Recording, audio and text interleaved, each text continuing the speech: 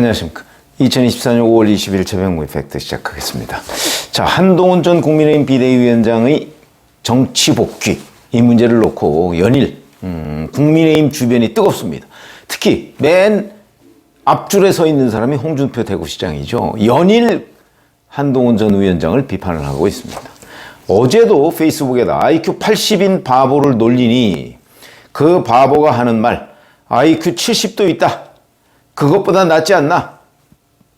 지난번 공관위원장이 정신승리라고 내뱉은 말이다. 이런 표현을 썼는데 이게 무슨 얘기냐면 공관위원장이었던 정영환 교수가 한 얘기를 비꼰 겁니다. 한동훈 전 위원장이 안 왔으면 판이 안 바뀌었을 것이다.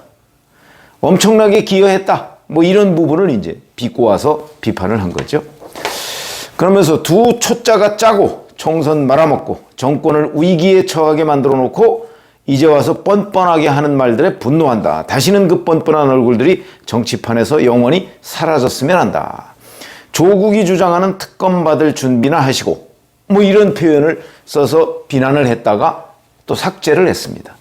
홍준표 대구시장의 정서가 최근에 좀 안정되지 않은 걸로 보입니다. 정치인이 자기가 썼다가 지우는 것도 뭐 정치의 일환일 수 있겠으나 적어도 특정인을 맹 비난하다가 그거를 이게 아닌데 싶어서 거기서 지운 흔적이 남는 것 현명하지 못한 처사죠. 신중하지 못한 처사이기도 하고요.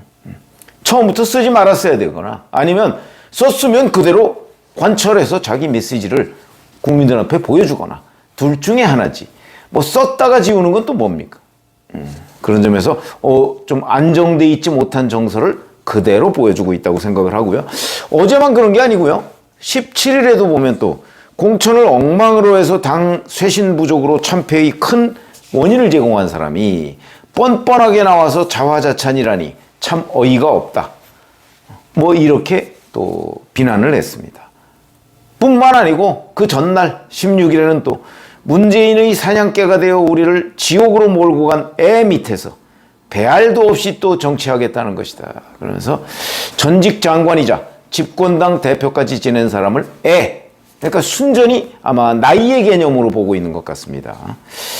글쎄 뭐 홍준표 대구시장이 뭐 54년생 본인 얘기로는 실질적으로는 53년생이라고 하는데 그럼 이제 뭐 70이 넘었습니다.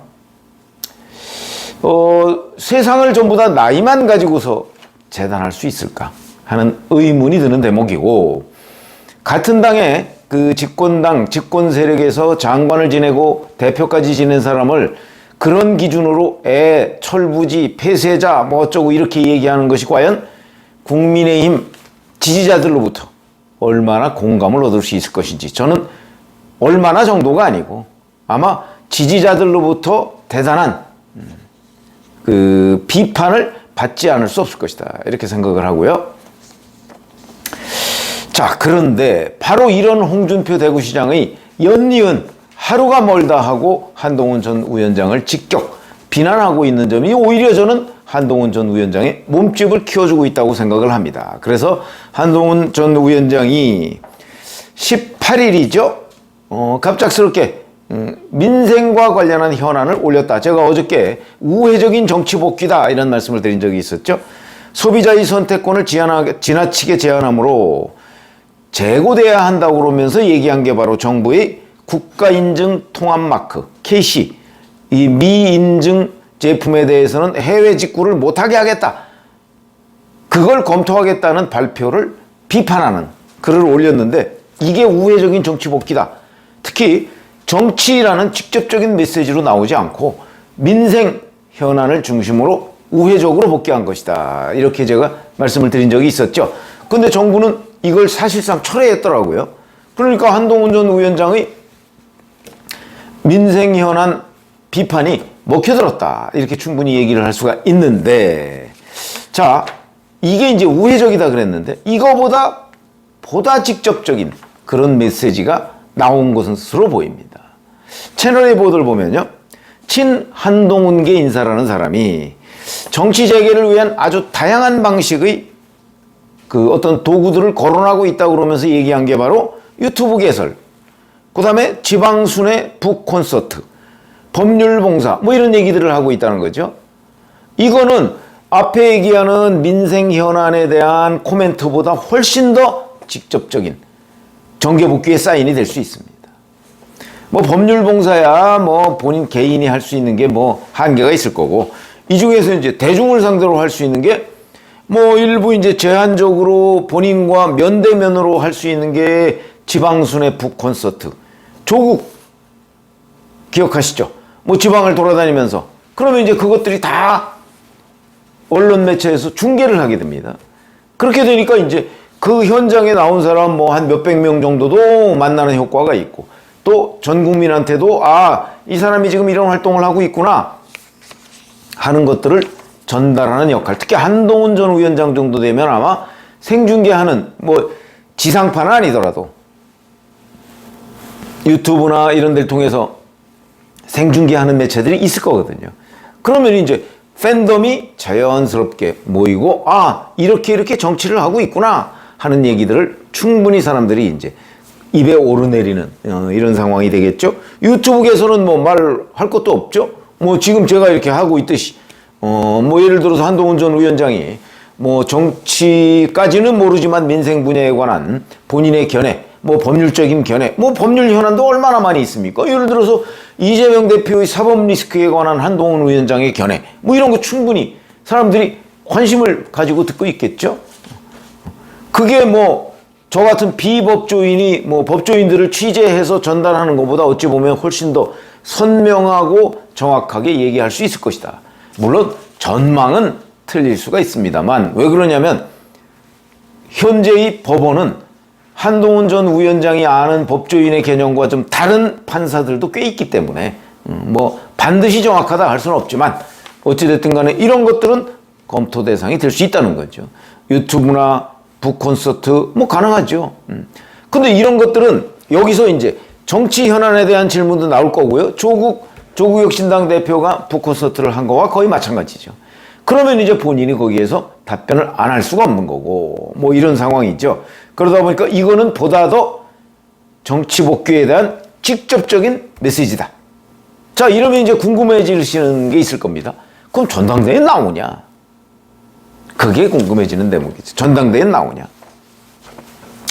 만약에 유튜브를 개설하고 북콘서트를 한다면 거기서 어떤 얘기들을 할 것인가? 제가 보기에는 아까 얘기한 뭐 해외 직구나 뭐 이런 것처럼 민생 현안이나 아니면 법률적 문제, 법률과 정치가 연결된 문제, 뭐 이런 것들을 주로 얘기할 걸로 보입니다.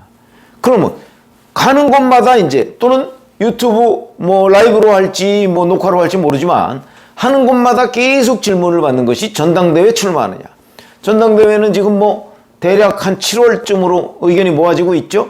그럼 지금 5월 20일이니까 뭐 한 달 보름, 한 두 달 요 정도 남았습니다. 그동안에라도 만약에 유튜브나 북콘서트를 하게 된다면 뭐 꽤 여러 번 할 수 있겠죠. 자, 이렇게 되면 이제 민생 현안과 관련된 얘기들을 쭉 할 텐데 계속해서 전당대회 출마 문제에 관한 질문을 받을 겁니다.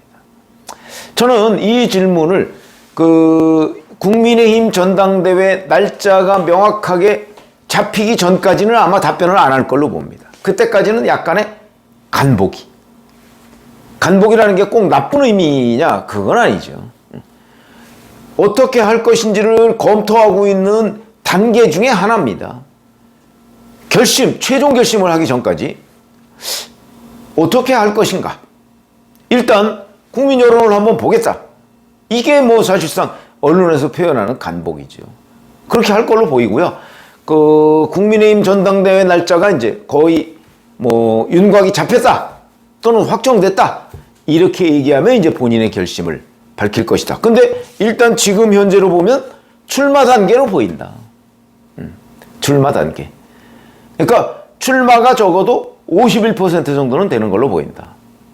그렇게 얘기를 하면서 이제 이런 것들을 출마 결심을 밝히기 전까지의 뭐 전 단계, 전전 단계, 아마 이 정도까지 와 있지 않나 싶습니다. 그럼 왜 출마 결심을 이렇게 조기에 밝히지 못하느냐? 그건 역시 이 당을 어떻게 대표가 될 경우에 어떻게 끌고 갈 것인가 하는 부분에 대한 전망이죠, 전망. 그건 첫 번째가 윤석열 대통령과의 관계일 겁니다. 본인의 정치 행보에 가장 중요한 요소는 자, 윤석열 대통령의 그 관계를 우호적으로 가져갈 것이냐, 적대적으로 가져갈 것이냐. 우호적으로 가져가면 본인의 정치적 그 역량이 성장하는데 한계가 있을 것이고, 뭐 윤석열 아바타다 이런 공격을 바로 받을 테니까 그럴 것이고, 적대적으로 가져가면 윤석열 대통령의 임기가 5년 가까이 3년 가까이 남았죠. 이런 부분이 부담이 돼서 당내에 어차피 친윤계가 있습니다. 이런 친윤계에서는 한동훈 전 비대위원장이 만약에 대표가 될 경우에 탈당을 하겠다, 뭐 이런 얘기까지 서슴없이 나오고 있습니다.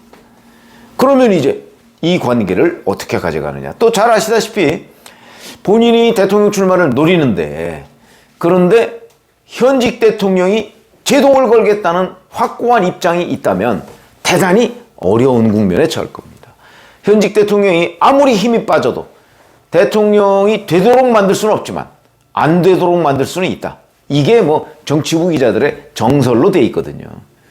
저도 그렇게 생각합니다. 물론 그걸 돌파할 수 있는 역량 있다면 가능하지요.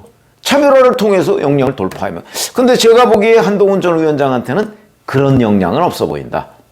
그러면 이제 윤석열 대통령과 차별화 자체가 워낙 3년이라는 기간이 길기 때문에, 뭐 지금 야권에서는 뭐 임기 단축한다고 합니다만 그게 되겠습니까?